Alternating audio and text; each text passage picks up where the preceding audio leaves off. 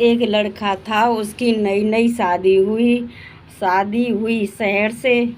तो शादी शहर से हुई, पहले शादी के बाद 5-5 साल बाद विदा होती थी।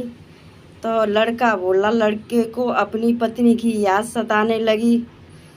बोला, माँ मैं अपनी पत्नी से मिलने जाऊँगा।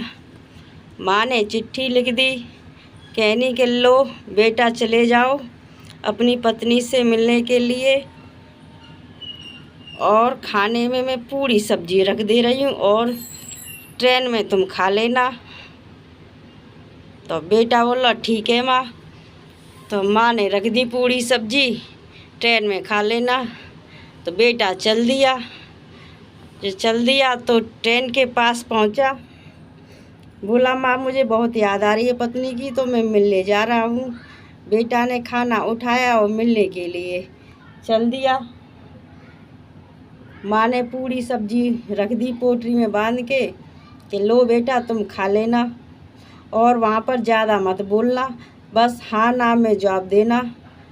चाहे ससुर हो चाहे सास हो, सबको बस हाँ ना में जवाब देना, ज़्यादा बोलना मत।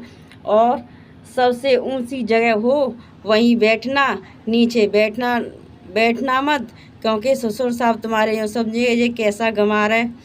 बेटा ट्रेन में बैठ के चल दिया।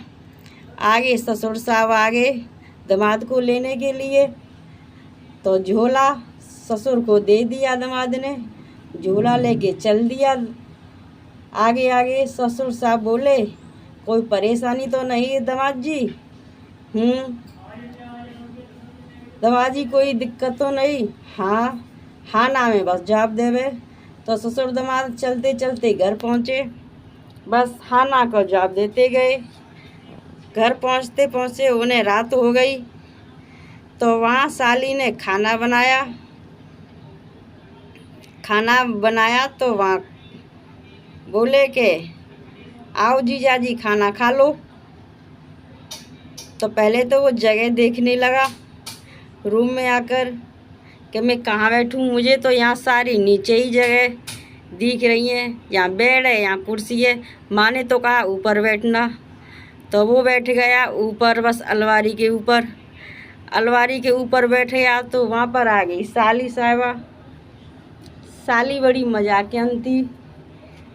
तो मजाकिन साली बोली, जीजा जी आप नीचे आइए कि तुम बड़े मजाकी हो, बस हाँ ना में जवाब देवे। और उस बैठा कुर्सी टेबल ऊपर रख ली और उस पर चढ़ गया, अलमारी पे बैठ गया। तभी साली मुस्कुराते हुए अंदर आई, बोली जीजाजी आप नीचे आ जाइए, खाना लग गया है, चलो पहले हाथ धो लेते हैं। तो साली क्या जीजा के हाथ धुलवाने के लिए बाहर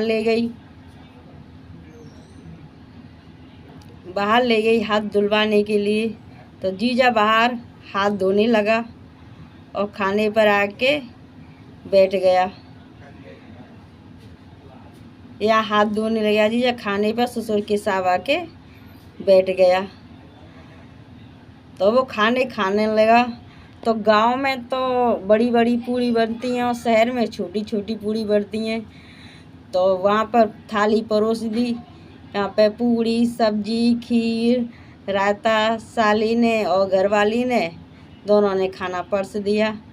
उसने पूड़ी देखी तो पूड़ी वो एक पूड़ी एक कौर में खावे, साग लगाया पूड़ी खाई, खड़ी खड़ी पत्नी देख रही, वहीं बैठा बैठा ससुर देखने लगा।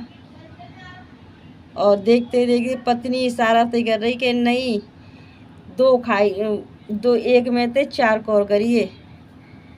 तो उसने समझा कि अरे हमारे शायद रिवाज होगा हमारे यहाँ पर, इसलिए उसने 4 पूड़ी उठाई और खाने लग गया।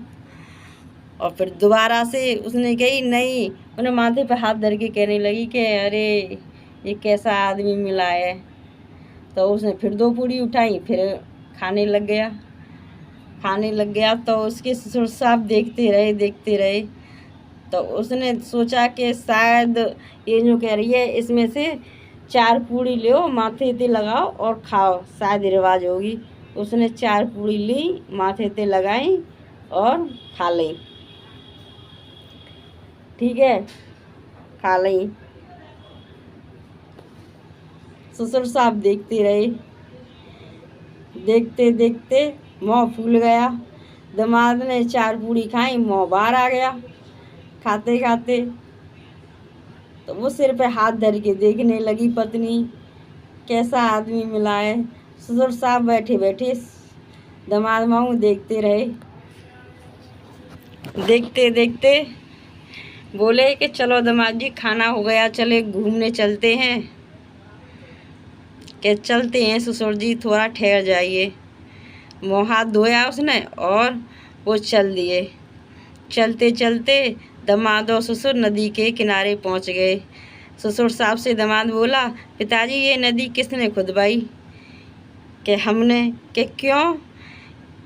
कि एक तो तेरे बाप ने खुदवाई, एक मैंने खुदवाई। कि क्यों? कि मैंने अपनी बेटी तेरे यहाँ दे दी और तेरे बाप ने ऐसा नालायक लड़का मेरे का दे दो, तो ये नदी हमने खुदवाई। तो बताते हैं कि हंसने के लिए कोई वजह नहीं चाहिए, हंसी तो अपने आप ही हो जाती है। बातें कुछ ऐसी होती हैं जो हंसी तो अपने आप ही निकल आती है। अगर मेरी वीडियो आपको अच्छी लगे तो प्लीज़ लाइक करें, शेयर करें और सब्सक्राइब ज़रूर करें। Okay, bye bye. ऐसी वीडियो देखने के लिए मेरे चैनल को सब्सक्राइब करें।